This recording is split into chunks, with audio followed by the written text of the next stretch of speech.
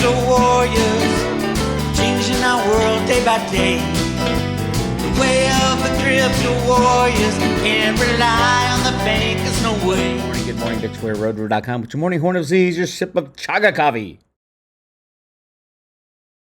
Lots to talk about in silver, in cryptos, in the crashing system. But first, with everything bad going on in the world, it's always good to have some good news. For me personally, my son just broke the record for the fastest goal in USL history, United Soccer League, and tied for the MLS fastest goal, 7 seconds. 7 seconds. I gotta show this. As a proud papa, I gotta show this goal. I don't even know what to say. I'm sitting there. The game was delayed because of lightning strikes in the area in Tucson. I'm just gonna play it, and then you guys check out this speed. It is shocking. Shocking. Fans are not back for this game because of the storms. Just family members here. Lorenzo Hernandez is our head official. After 2.5 extra hours of waiting, we're underway. It's Tucson and Union Omaha. And they're going to try to get this thing going quickly! Right out the gate like lightning struck on the pitch. FC Tucson score! Like a blur, it's Tarn Weir scoring the fastest goal in USL League One history. Kickoff. One person, one pass, and then a one-touch shot.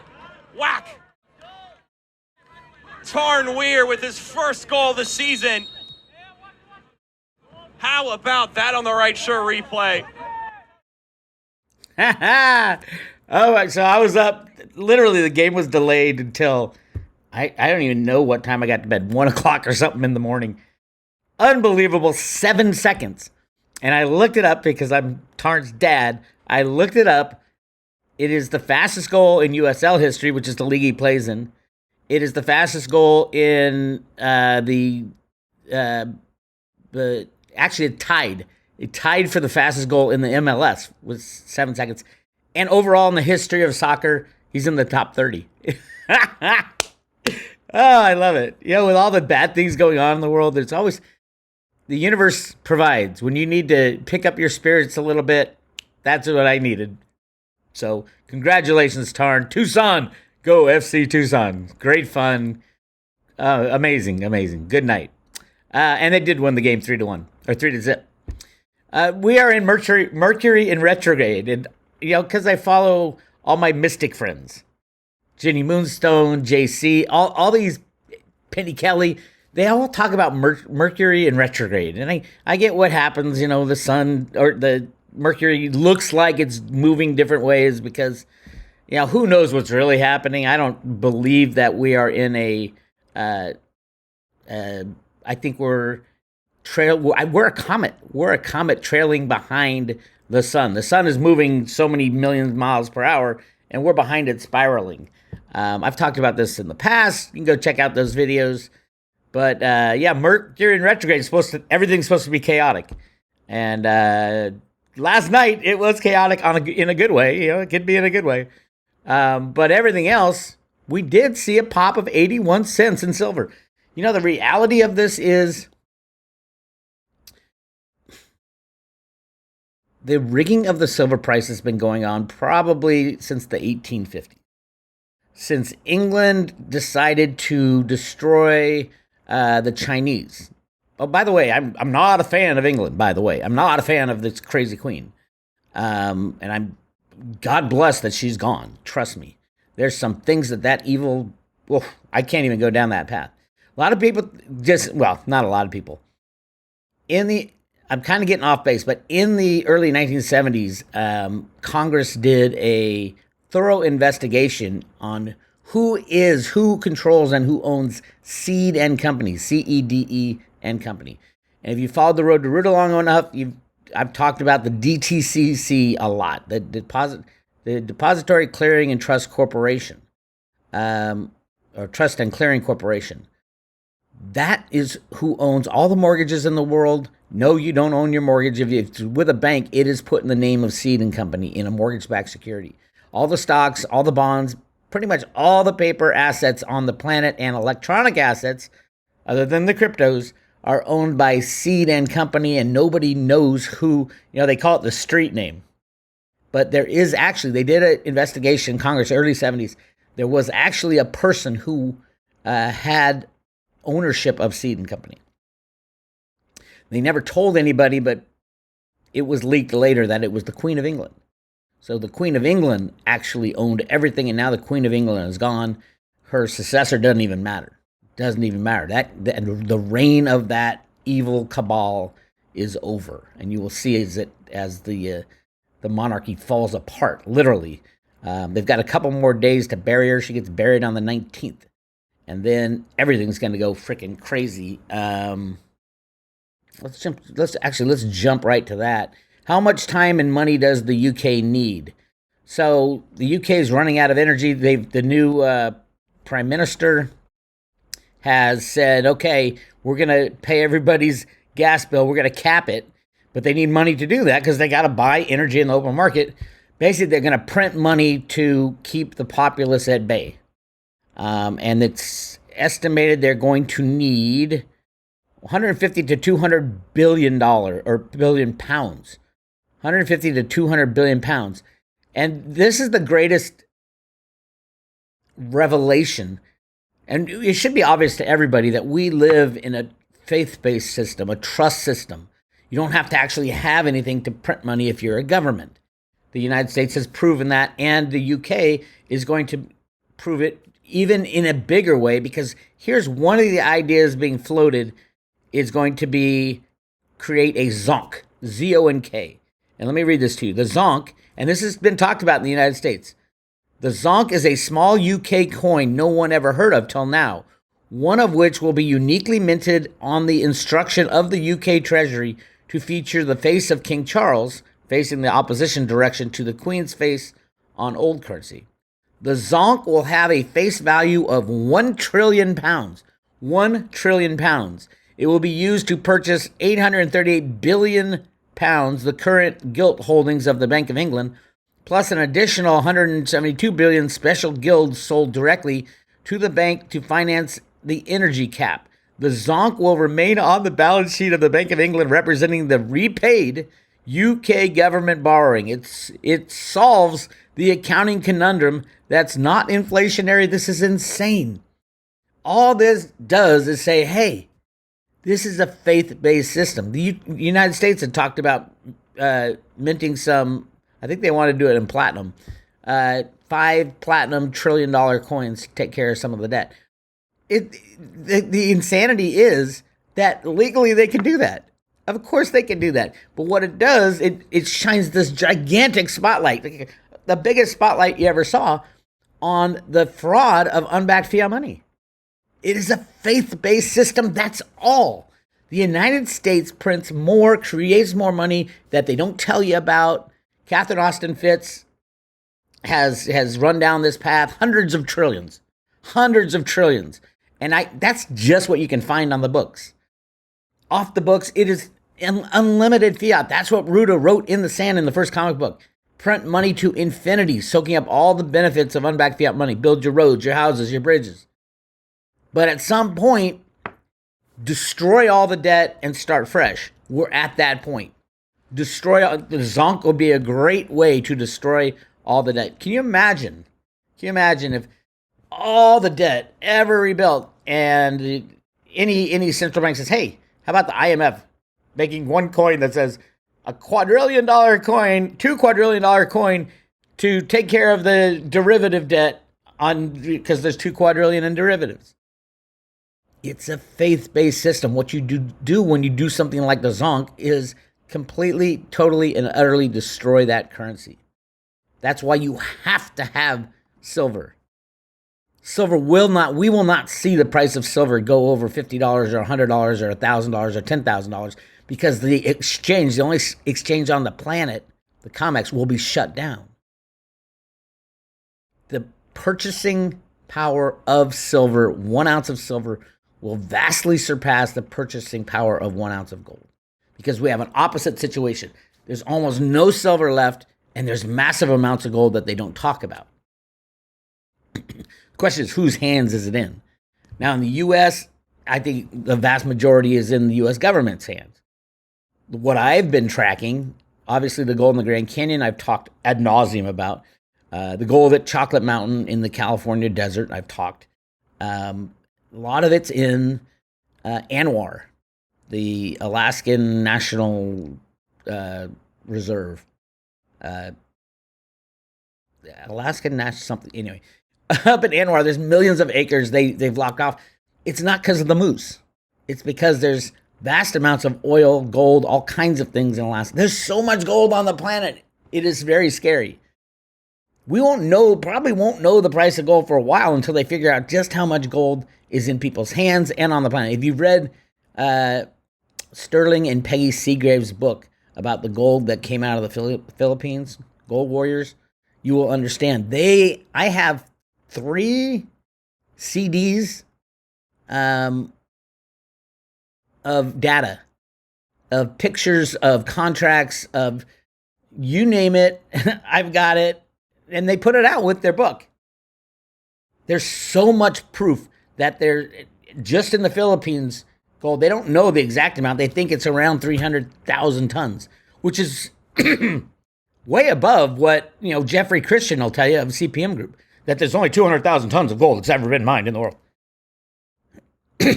Yes, I do think gold will go up in comparison to the dollar, but nothing like the amount silver will go up, like night and day.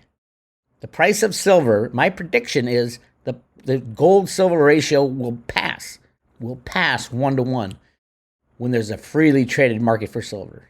And right now it's at 92-to-1. That is, well, not anymore. After today, silver's up 4%. Oh, wow. Look at that. Silver's almost hit $20, which is only 40% of its 1980 all-time high. The insanity of what has gone on in silver. I mean, I love cryptos. I'm telling you, cryptos are the future. There is no doubt in my mind. I think the best cryptos are going to be Theta. Theta is, if you believe in the metaverse, I'm almost done with that book on the metaverse. There's so much that happens in the metaverse in the future. Yes, it's going to take time. The $1,000 per token Theta is coming. It's just going to take time. Probably, I'd guess, 5 years. But in the meantime, it's going to go from $1.20 to $20 to $50 to $70 to $100 to $1,000. Probably end up, when does the dollar crash? And every single person on the planet. In December, they've got a big upgrade coming. Theta has a gigantic upgrade coming that's going to allow individual companies to make their own blockchain on the Theta blockchain. So Netflix, Amazon, Apple Computer can have their own blockchain, create the Netflix blockchain. They're called subchains on Theta. And ultimately, the Theta blockchain will be the one finalizing transactions. It is brilliant. These guys are brilliant, and it is the future. Yes, Tom Brady is going to come out and have a commercial that says, buy Theta. Because why? His company, Autograph, can have their own blockchain built upon Theta. This all happens with the December 1st upgrade. And don't forget who's in Theta right now. You got Samsung, you got Sony, you got Google. You think that they love it that there's a third-party blockchain that they don't have to be responsible for. Everybody's going to move into Theta. So get your Theta today when it's cheap. I remember buying Theta at 4 and 5 cents. Now Theta went to $15. It's back at $1.20. Everybody who missed out on that Theta run, oh my God, you have another opportunity. Yes, it's scary to buy. Of course it is. But no, if you don't take any risk, you're not going to get any reward. Yes, I love T-Fuel. And ultimately, T-Droplet is going to do very well in the metaverse. But again, the metaverse is out there. It's already started. But to fully develop, it's like the World Wide Web came out in 1990, but didn't really kick in until 2000. The metaverse is like that. Started probably a year or two ago, but it's not going to kick in for a few more years, probably 5 years, until everybody and their mother is in the metaverse. And it's interacting with the metaverse, which is like a computerized way to do things. It could be anything. Okay, I don't even know where I am right now. I wanted to talk about silver. I don't get excited about silver price because I know the value of silver. You know, if silver went to $500 today, I wouldn't sell an ounce. I want to know what the fair market value of silver is in relation to what it's being judged by, the dollar. And how do you judge anything by the dollar when you don't even know how much they're printing? I know it's infinity money. That was what Ruta wrote in the sand. Anyway, that's where we are. Things are going. It's absolutely crazy. But I'm excited. I'm excited because I know there are good guys behind the scenes.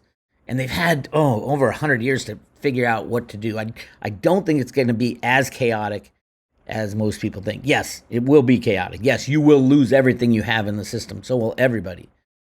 But there are ways to put things back together. Can we put the stock market back together? Well, the big problem right now is the DTCC. They've neglected their duties of closing out transactions, stocks, bonds, gold, silver. It's all fake. So much rehypothecation. Like there's U.S. bonds out there with certain serial numbers that are trading like 5 times what the underlying asset is on a real sense, not just on the derivative market. They've set up a situation at the DTCC where they are screwed because they let these criminal bankers do whatever they want and rehypothecate asset, meaning create double the same asset as an asset, not as a derivative, but as an asset.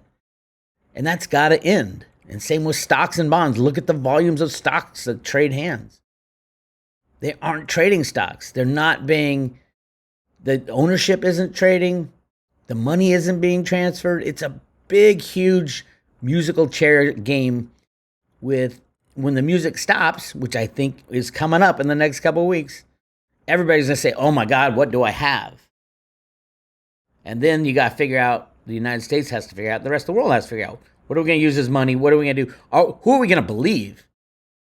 We're going to believe the Treasury? No. Janet Yellen they'll be lucky to survive this. Jerome Powell? No, the Fed will be gone. Of course the Fed will be gone.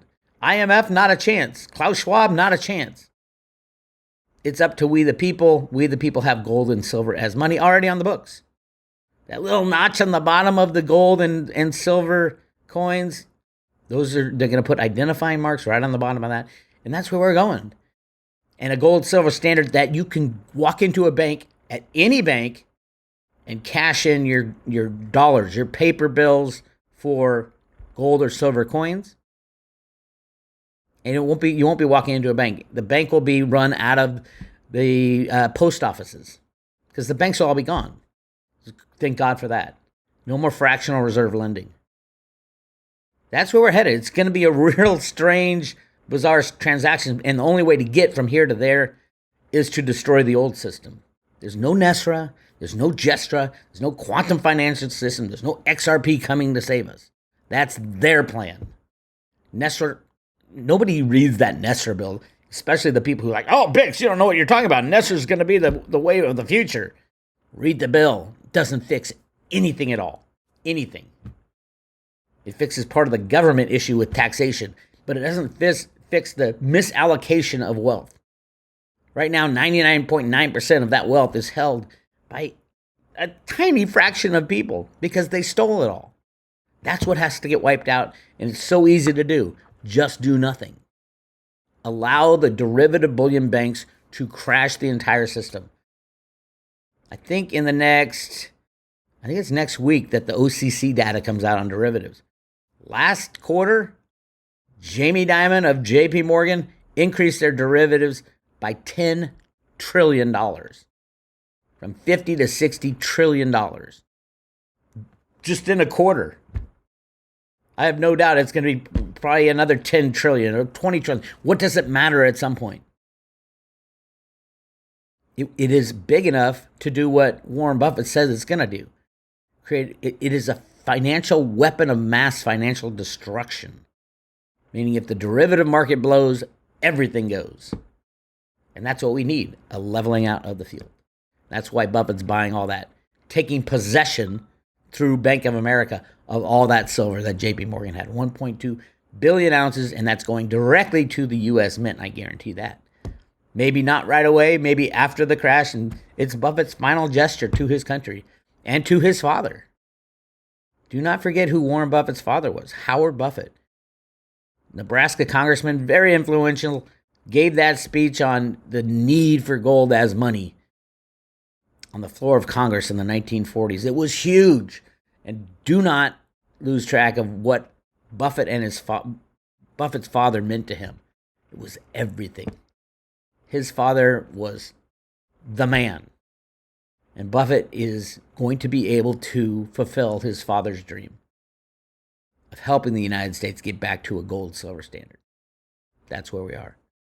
You want more information, go to roadtoruda.com. Oh, by the way, YouTube, for some reason, censored my video yesterday, so I posted it right at the top there. September 11th, Ruda remembers everything. Remember what Ruda wrote in the sand, 11 plus 9. Go check that out. It's right at the front of the public page. If you want more info, go to the private road. Hit subscribe today, and I will send you one silver Ruda coin, the coolest coin ever made. Each individually hand-painted. Here's a little video. This is Bix. I'll talk to you later.